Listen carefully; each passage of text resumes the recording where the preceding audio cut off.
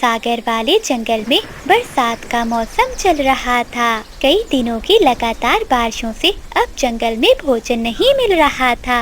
ऐसे मौसम में पक्षियों को भोजन की बहुत चिंता थी। पूरे जंगल में अब वही एक अमरूद का पेड़ था जिस पर सिर्फ 3 ही अमरूद लगे थे। मानो चिड़िया और बंटी कबूतर बहुत भूखे थे। वो उड़ते उड़ते उस अमरूद के पेड़ पर जाकर बैठ जाते हैं। बिजली का भी पहले से ही वहाँ बैठी हुई थी। चिड़िया और कबूतर को देखकर बिजली उनसे कहती है, चिड़िया और कबूतर, मैं यहाँ पहले आई हूँ। इस पेड़ पर अमरूद अब बहुत थोड़े हैं। मैं पहले आई हूँ इसलिए ये अमरूद मेरे हैं। ऐसे कैसे तुम्हारे हैं ये अमरूद? अभी इस पेड़ पर 3 अमरूद तो हैं। हम सभी एक एक अमरूद ले लेते हैं। एक मेरा और एक मेरे बादल जी का और एक अमरूद मेरे छोटे जुगनू का। मैं तो पहले ही ये अमरूद बांट चुकी हूँ। अब तुम दोनों यहाँ से जा सकते हो। अगर नहीं जाना तो बैठे रहो, मैं तो ये अमरूद लेकर जा रही हूँ। फिर बिजली का भी वो तीनों अमरूद तोड़कर वहाँ से चली जाती है। मानो चिड़िया और बंटी कबूतर बैठे कभी का मुँह देखते रह जाते हैं। मानो चिड़िया तो रोने लग जाती है। कबूतर भैया, मेरे बच्चे भूखे हैं। अगर मुझे भोजन न मिला तो मैं अपने बच्चों को क्या दूंगी? चिड़िया बहन, यहाँ भूख से मरने से अच्छा है कि हम किसी दूसरे जंगल में चले जाते हैं। वो दोनों बैठे ऐसे बातें कर रहे थे कि उन्हें एक आवाज सुनाई देती है। चिड़िया और कबूतर, मैं बताता हूँ कि आपको भोजन कहाँ से मिलेगा। कबूतर भैया, ये आवाज कहाँ से आई है? शायद ये अमरूद का बड़ा पेड़ हमसे बात कर रहा है। फिर वो दोनों नीचे पेड़ के पास जाते हैं।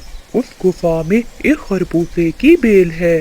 आप वहाँ जाकर खरबूजे खा लें। ये सुनकर चिड़िया और कबूतर बहुत खुश होते हैं। क्या सच में पेड़ जी हमें वहाँ भोजन मिल जाएगा? हाँ चिड़िया, वो बेल कोई साधारण बेल नहीं है। आप उस बेल से जितने भी खरबूजे तोड़ो वो कभी कम नहीं होंगे। आपका बहुत बहुत धन्यवाद पेड़ जी, आपने हम गरीब पक्षियों की मदद की।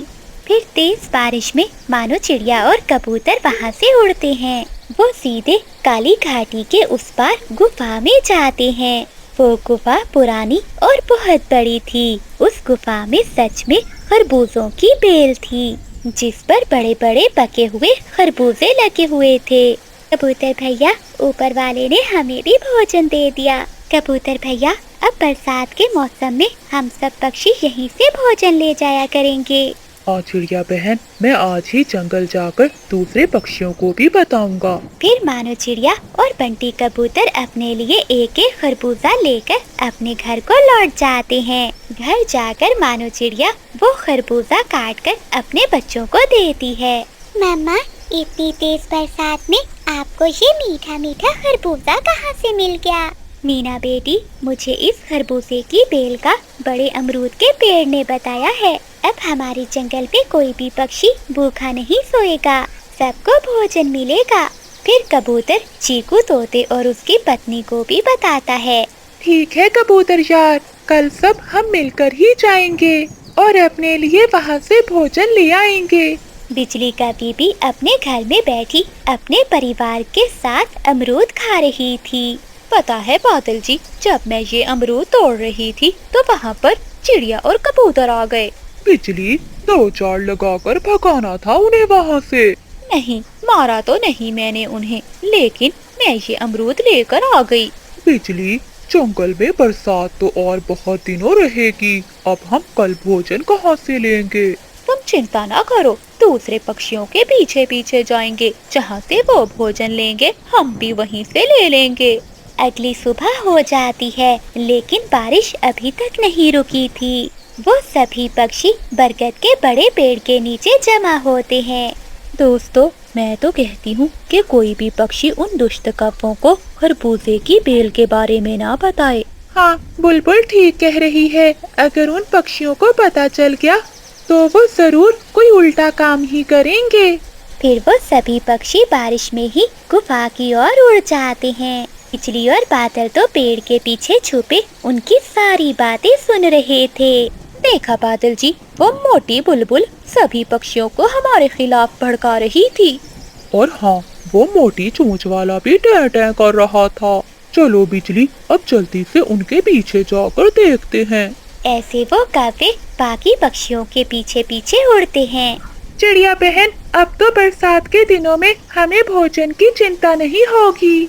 हाँ तोते यार, ये खरबूजे बहुत मीठे हैं। अब जल्दी से लेकर यहाँ से चलते हैं, कहीं वो कौवे न आ जाएं। हाँ कबूतर भैया, अगर उन कौवों को पता चल गया तो वो हमें यहाँ से भोजन नहीं लेने देंगे। फिर वो सभी पक्षी अपना अपना खरबूजा तोड़ते हैं और अपने घरों को लौट जाते हैं। जैसे ही सभी पक्षी वहाँ से जाते हैं तो कौवा और कौवी भी गुफा में पहुँच जाते हैं। बिजली, मिल गया, हमें तो बड़ा खजाना मिल गया। देखो कैसे बड़े बड़े खरबूजे लगे हुए हैं। हाँ बादल जी, अब मुझे पता चला कि वो पक्षी हमसे क्या छुपा रहे थे। पति जी, हम ऐसा करते हैं कि ये सारे ही खरबूजे तोड़कर ले जाते हैं, फिर बाकी पक्षी भूखे मरेंगे और हम मजे मजे से ये सारे खरबूजे खाएंगे। फिर वो पति पत्नी उस जादुई बेल से खरबूजे तोड़ तोड़ कर 2 बोरियां भर लेते हैं। बादल जी, बोझ बहुत ज्यादा है, मुझसे नहीं उठा होगा। बिजली, तुम यहीं बैठो और मैं ये बोरियां घर छोड़कर आता हूँ। बादल कौवा जैसे ही वो बोरी उठाकर उड़ने लगता है तो वो बोरी नीचे गिर जाती है। बिजली, ये तो बहुत मुश्किल है। बादल जी, एक आइडिया आया है, मैं ये बोरी तुम्हारे साथ बांध देती हूँ। हाँ, ये ठीक रहेगा। फिर वो पति पत्नी ऐसा ही करते हैं। बिजली कौवी वो बोरी बादल कौवे के ऊपर रखकर रस्सियों से बांध देती है और बादल कौवा वहाँ से उड़ता है। बोरी का बोझ बहुत ज्यादा था, इसलिए बादल कौवा कभी नीचे आता तो कभी ऊपर जाता। बहुत मुश्किल से उड़ते हुए बादल कौवा जब नदी पर पहुँचता है तो बोझ ज्यादा होने के कारण वो नदी में गिर जाता है और खरबूजों की बोरी के साथ साथ वो भी डूब जाता है। तोता थोड़ी दूर बैठा ये सब देख रहा था। वो भागकर कबूतर को बताता है। तो वो कौवे उस गुफा तक पहुँच ही गए। मुझे जाकर उसकी पत्नी को बताना होगा। फिर बंटी कबूतर उस गुफा की ओर जाता है और बिजली कौवी को जाकर बताता है। बिजली, तुम्हारी लालच ने तुम्हारे पति की जान ले ली। ये सुनकर बिजली कौवी हैरान हो जाती है। ये तुम क्या कह रहे हो कबूतर? मेरा बादल तो घर पर खरबूजे छोड़ने गया है। बोझ ज्यादा होने के कारण बादल कौवा नदी में डूबकर मर गया है। ये सुनकर बिजली कौवी रोती हुई वहाँ से भागती है। मगर अब पछताने का क्या फायदा जब चिड़िया चुग गई खेत। जंगल में बहुत जोरों की बारिश हो रही थी। एक बड़े पेड़ पर बहुत सारे घर थे और उन घर की मालकिन चील थी। चील ने पक्षियों को वो घर किराए पर दिए हुए थे। जो बड़ा घर था वो कौवों ने किराए पर लिया हुआ था और एक छोटे से घर में मानो चिड़िया और उसका पति चंदू चिड़ा रहते थे। सुनहरी चील महीने की आखिर में सभी पक्षियों से किराया लेने आया करती थी। ये लो चील चाची, तुम्हारा इस महीने का किराया। तुम बहुत अच्छे कौवे हो जो मेरा किराया समय पर दे देते हो। एक वो बीमार चिड़िया और उसका पति चंदू चिड़ा है। जब भी किराया लेने जाऊं तो कोई ना कोई बहाना बना देते हैं। अच्छा चील चाची, इस बार क्या बहाना बनाया उन्होंने? वो चंदू चिड़ा कह रहा था कि मेरी पत्नी बहुत बीमार है और तेज बारिशों के कारण मैं काम पर नहीं गया। वो कहता है कि उसके पास पैसे नहीं है, जब आएंगे तो वो किराया दे देगा। तौबा तौबा चील चाची, वो दोनों बहुत झूठे हैं। कल ही तो मैंने उसकी पत्नी मानो चिड़िया को देखा था, एकदम हट्टी कट्टी बैठी हुई थी। भला बैठे बिठाए वो कैसे बीमार हो सकती है? ये सब किराया ना देने के बहाने हैं। मेरे बादल जी को भी तो देखो, ऐसी बारिश में वो रोज काम पर जाता है। हाँ, मुझे भी ऐसा ही लगता है। धन्यवाद बिजली, तो तुमने मुझे सच बता दिया। अब देखना मैं उनके साथ क्या करती हूँ। फिर चील चाची उन कौवों से किराया लेती है और वहाँ से वापस चली जाती है। बिजली, तुमने चील चाची से झूठ क्यों बोला? कल तुम जब चिड़िया से दाना लेने गई थी वो तो बहुत बीमार थी। बादल जी, मुझे वो मानो चिड़िया बहुत बुरी लगती है। मैं नहीं चाहती कि वो हमारे पड़ोस में रहे। अब देखना चील चाची उन दोनों को हमारे पड़ोस से निकाल देगी। अगली सुबह हो जाती है और बारिश भी रुक जाती है। जुगनू कौवा अपने दोस्तों के साथ खेलकर घर आता है तो देखता है घर के दरवाजे पर ताला लगा हुआ था। इतनी प्यास लगी हुई है, अब पानी कहाँ से पीऊं? मम्मा तो घर को ताला लगा कर चली गई हैं। तभी जुगनू कौवा देखता है कि चिड़िया के घर का दरवाजा खुला था। मैं मानो आंटी के पास जाता हूँ, वो तो मुझसे बहुत प्यार करती है। फिर जुगनू कौवा मानो चिड़िया के घर जाता है। आंटी आंटी, मुझे पानी मिलेगा? हाँ जुगनू बेटा, पता है कल मैंने गाजर का हलवा बनाया था, आपको बहुत पसंद है ना? हाँ आंटी, बहुत पसंद है। फिर मानो चिड़िया जुगनू कौवे को पानी देती है और साथ में गाजर का हलवा देती है। तभी बादल कौवा और बिजली कौवी चिड़िया के घर में आते हैं। जुगनू, तुम यहाँ क्या कर रहे हो? घर क्यों नहीं गए? मम्मा, घर को ताला लगा हुआ था और मुझे बहुत प्यास लगी थी, इसलिए मैं आंटी के घर आ गया। चल जुगनू, कोई जरूरत नहीं है इस बीमार चिड़िया के पंखों से कुछ लेने की। ये खुद तो बीमार है, तुम्हें भी बीमार कर देगी। बिजली बहन, ये आप क्या कह रही हैं? जुगनू को मेरे खिलाफ क्यों भड़का रही हैं? तुम चुप करो। गरीब और बीमार पति पत्नी, तुम दोनों यहाँ से चले क्यों नहीं जाते? तुम्हारे जाने से हमें भी चैन आएगा। लेकिन हमने किया क्या है जो आप हमसे इतनी नफरत करती हो? बस मुझे तुम जैसे बीमार पक्षी पसंद नहीं है। मैं तो कहती हूँ तुम जैसे गरीब पक्षियों को तो मर ही जाना चाहिए। बस कीजिए बिजली बहन, अब बहुत हो गया, आप जाइए यहाँ से। निकलोगी तो अब तुम यहाँ से बहुत जल्दी चील चाची तुम्हें इस घर से निकाल देंगी। ऐसे चली कटी सुनाकर बिजली और बादल अपने बेटे को लेकर वहाँ से चले जाते हैं। रात हो जाती है। रात को जब चिड़िया का पति घर आता है तो चिड़िया सारी बात अपने पति को बताती है। चंदू चिड़ा कौवों के घर जाता है। बिजली और बादल, दोबारा मेरी पत्नी को बेइज्जत करने की कोई जरूरत नहीं है। अच्छा, पहले कौन सा तुम पति पत्नी की इज्जत है? किराया तो तुम समय पर देते नहीं। तुम्हें चिंता करने की जरूरत नहीं है, चील चाची हमारी मजबूरी जानती है। अगले दिन फिर से बहुत तेज बारिश होती है। तेज बारिश में चील चिड़िया के दरवाजे पर दस्तक देती है। चंदू चिड़ा दरवाजा खोलता है तो वो देखता है कि चील दो नए किराएदारों को लेकर घर के बाहर खड़ी थी। जल्दी से ये घर खाली करो, अब ये घर इनका है। चील चाची, क्या आप हमारे साथ मजाक कर रही हैं? इतनी तेज बारिश है, हम ऐसी बारिश में भला कहाँ जाएंगे? ये मेरा मसला नहीं है। ये पक्षी मुझे किराया बहुत ज्यादा दे रहे हैं। तुम्हारी तरह नहीं है जो हमेशा बहाने ही बनाते हैं। मानो चिड़िया भी घर से बाहर आती है। चील चाची, मैं बहुत बीमार हूँ, ऐसी बारिश में भला हम कहाँ जाएंगे? तभी बिजली कौवी भी अपने घर से बाहर आती है। चील चाची, निकालो अभी इन गरीब पक्षियों को यहाँ से निकालो, फिर हम भी अपने घर का किराया तुम्हें ज्यादा देंगे। चील ये सुनकर खुश हो जाती है। वो चिड़िया और उसके पति चंदू को धक्के मारकर वहाँ से निकाल देती है। वो दोनों पति पत्नी रोते हुए वहाँ से चले जाते हैं। वो दोनों दूसरे जंगल की ओर निकल जाते हैं। मानो चिड़िया तो पहले से ही बीमार थी। तेज बारिश के कारण उसकी तबीयत और भी बिगड़ जाती है। मानो तुम्हें बहुत तेज बुखार है, तुम मत उड़ो, मैं देखता हूँ कि कहीं आसपास कोई घोंसला मिल जाए। फिर चंदू चिड़ा वहाँ से निकल जाता है। थोड़ी दूर उसे एक घर दिखाई देता है। वो वहाँ जाकर दरवाजे पर दस्तक देता है तो अंदर से एक बूढ़ी कौवी बाहर आती है। माँ जी, मेरी पत्नी बहुत बीमार है, हम ऐसी तेज बारिश में कहीं उड़कर भी नहीं जा सकते। क्या हम एक रात आपके घर में गुजार सकते हैं? हाँ हाँ बेटे, ले आओ तुम अपनी पत्नी को। फिर चंदू चिड़ा अपनी पत्नी को लेकर बूढ़ी कौवी के घर में आ जाता है। आप दोनों को भूख लगी होगी, मैं आपके लिए खाना बना देती हूँ। नहीं नहीं माँ जी, हम आप पर बोझ नहीं बनना चाहते। बेटी, इसमें बोझ वाली कौन सी बात है? मैं यहाँ अकेली रहती हूँ और अकेले खाना खाने का मजा नहीं आता। आज तो मैं आपके साथ मिलकर खाना खाऊंगी।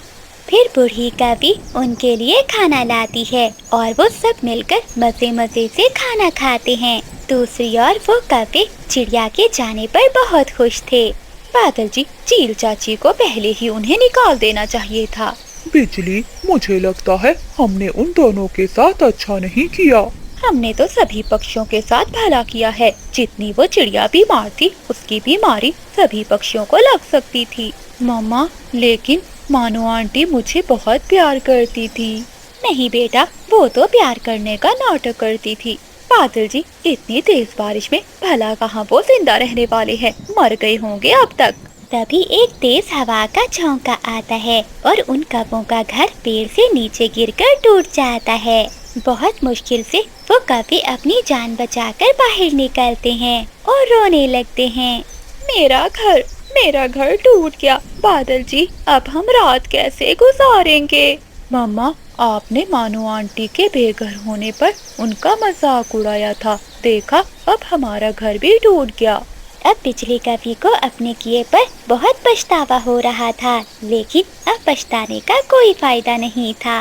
दूसरी ओर बूढ़ी कवि मानो चिड़िया और चंदू चिड़े को अपने घर में ही रख लेती है और वो सब खुशी खुशी रहने लगते हैं। जुगनू बेटा, जाओ और तोते की दुकान से अंडा लेकर आओ। मम्मा, मैं आइसक्रीम भी खाऊंगा। मुझे आइसक्रीम खाने के लिए पैसे दें।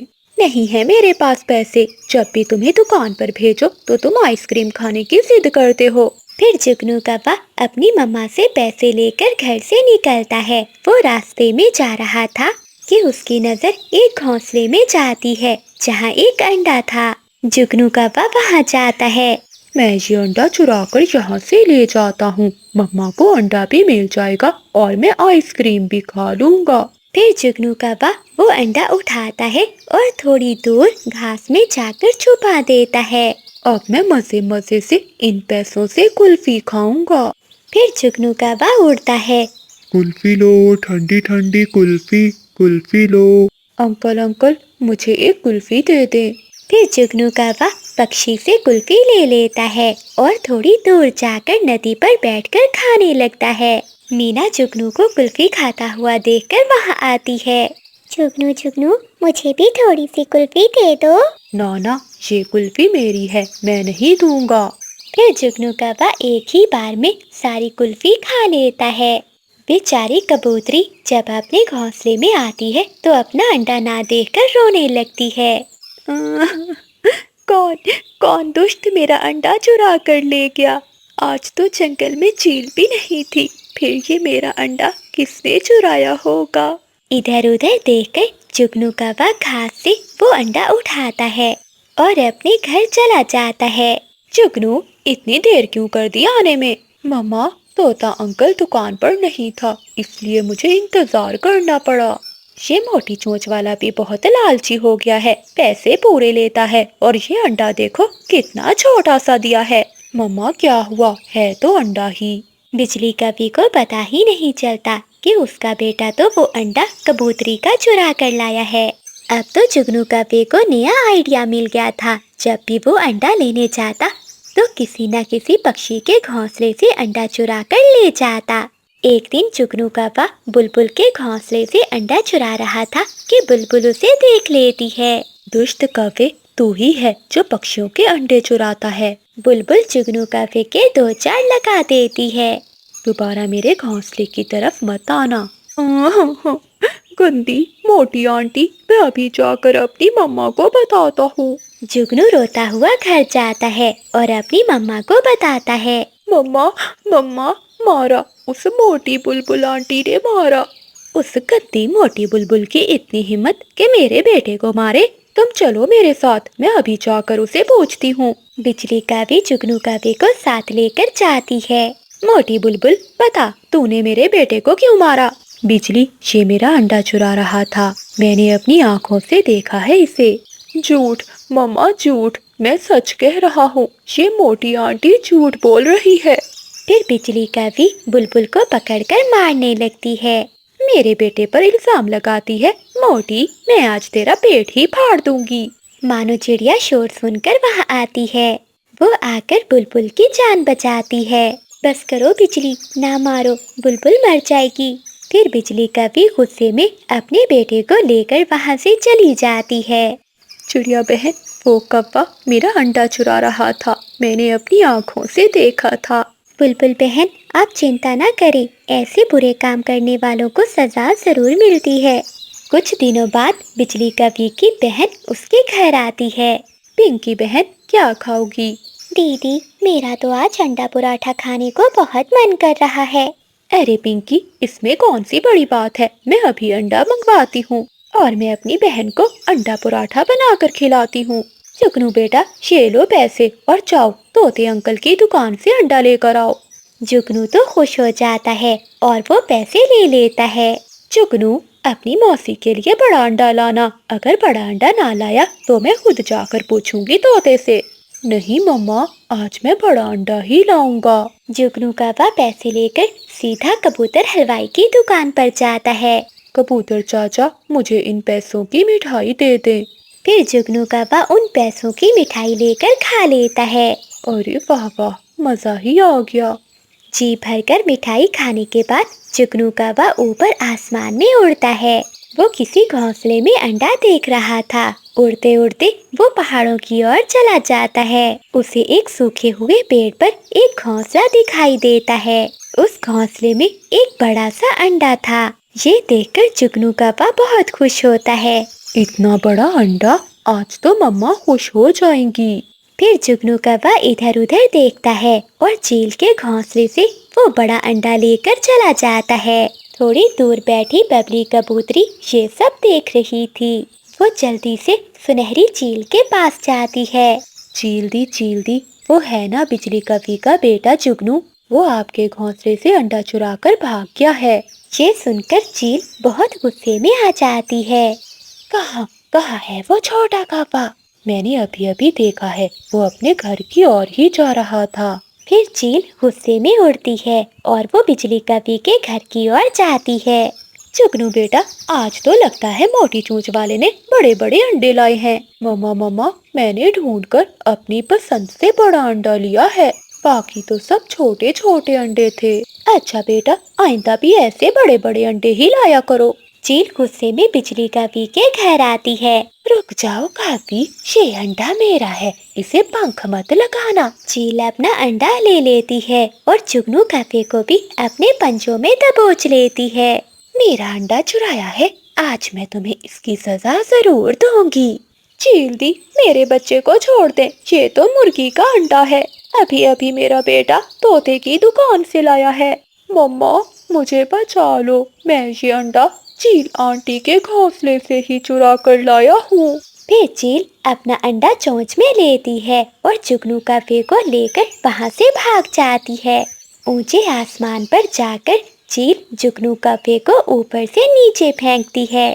जुगनू कौवा तो मर जाता है।